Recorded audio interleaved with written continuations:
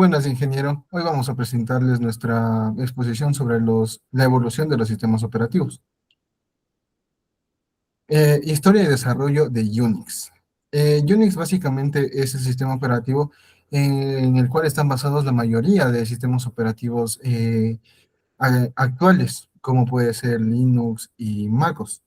Nace en los años 60 en los laboratorios de Bell, inspirado en Multics, pero mucho más simple y portátil. También basado en el principio todo es un archivo, de estructura modular y flexible, el cual facilitó la programación y administración del sistema.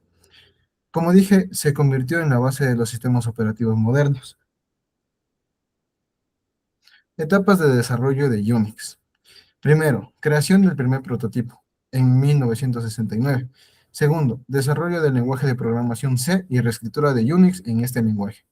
Tercero, la llegada de la versión Berkeley Software Distribution, BSD. Determinación de los estándares POSIX.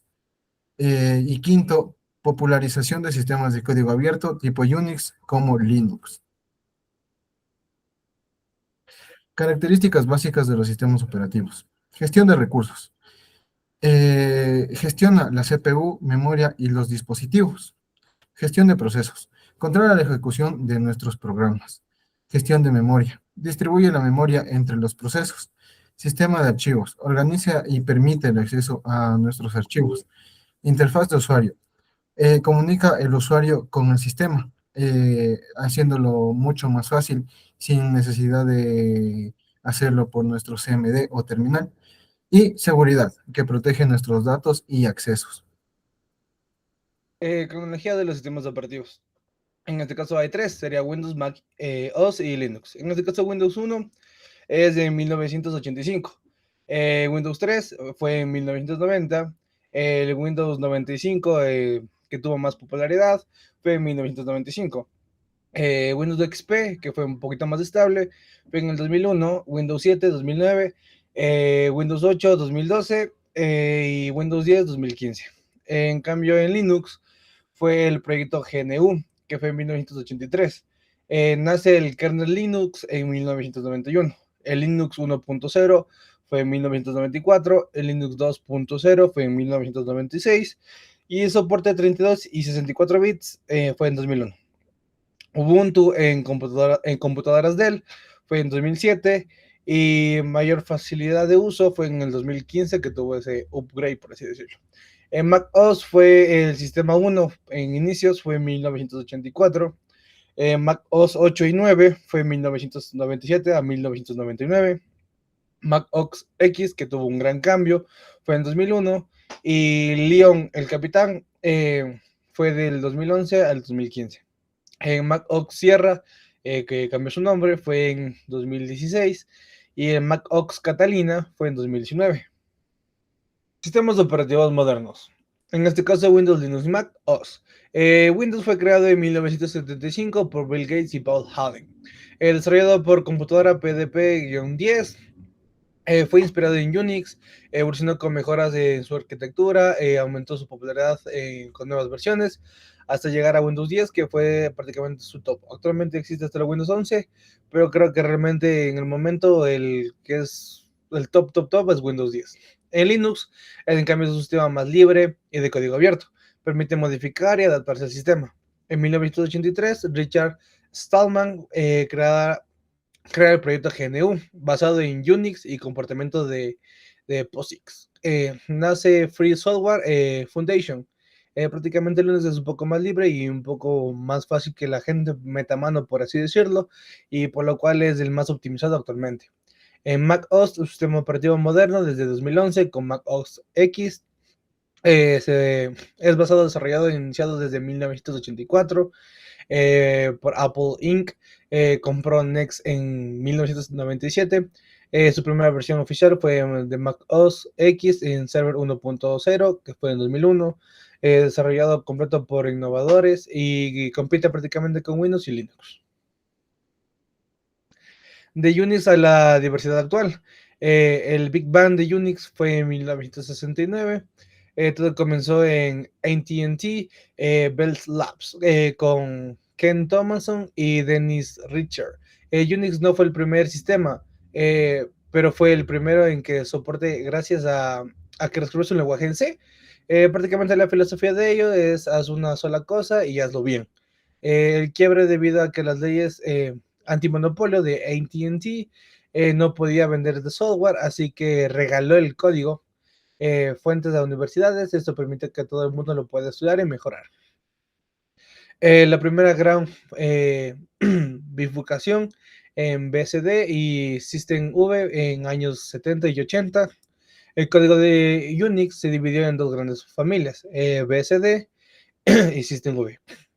BSD fue creado en la Universidad de Berkeley, introducido en protocolos vitales como el TCP/IP. Prácticamente la base de Internet. En cambio, en System 5, la versión comercial oficial de AT&T, cuando finalmente pudieron vender. De Unix a la diversidad actual, el nacimiento de los clones y la resistencia, años 80 y 90. A medida que Unix se volvía más cerrado y costoso, surgieron dos movimientos claves para democratizarlo.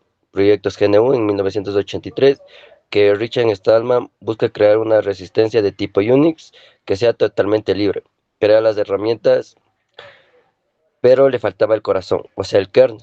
Minix en 1987, un sistema pequeño creado por Andrew Tannenbaum para enseñar a sus alumnos cómo funciona Unix por dentro. El eslabón perdido de Linux en 1991. Linus Torvalds, un estudiante finlandés, usaba Minix pero quería algo más potente.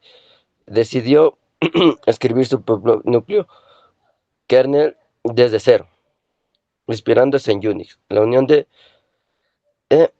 Torvalds combinó su kernel con las herramientas del proyecto GNU, así nació GNU Linux. Impactó desde la base casi todos los servidores del mundo y de las infraestructuras del kernel actual.